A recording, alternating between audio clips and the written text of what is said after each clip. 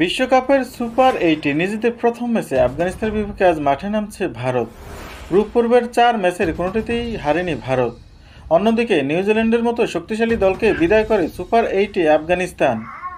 আফগানদের বিপক্ষে মুখোমুখি হওয়ার আগে তাই সতর্ক ভারতীয় দলের হেড কোচ রাহুল দ্রাবিড়। টি-20 বিশ্বকাপের মঞ্চে আফগানিস্তানের বিপক্ষে 3 বারের দেখায় 3 বারই জয় পেয়েছে ভারত। তবে সময় বদলেছে, আগের চেয়ে এখন অনেক পরিণত রশিদ খানরা। তাই তো ম্যাচ পূর্ব সংবাদ সম্মেলনে এসে আফগানদের বেশ সমীহ করেছেন দ্রাবিড়। তার মতে ভারতের অনেক ক্রিকেটারের চেয়ে বেশি টি-20 খেলে আফগানিস্তান। রাহুল দ্রাবিড় বলেন, আমরা জানি আফগানিস্তান এই ফরম্যাটে কতটা বিপজ্জনক দল। এই বিশ্বকাপে আফগানিস্তান দল নিজেদের পারফরম্যান্স দিয়ে সবাইকে বুঝিয়েছেন যে তারা কতটা ভয়ঙ্কর।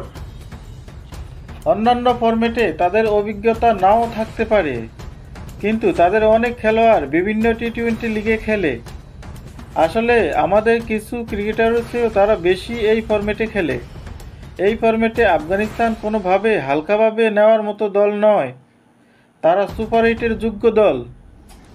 চলতি বিশ্বকাপে মাত্র 4 ম্যাচে 12 উইকেট তোলে উইকেট শিকারের তালিকায় শীর্ষে ফজল হক ফারুকী। নতুন বলে তার পেসের ঝাঁজে বেসামাল প্রতিপক্ষের টপ অর্ডার। একই সাথে মাঝ ওভারে বল হাতে পার্থক্য গড়ে দিতে পারেন নাবিউল হকও। তাদের সামলাতে ভারতের ব্যাটিং লাইন আপের জন্য চ্যালেঞ্জ অপেক্ষা করছে বলেছেন দ্রাবিড়।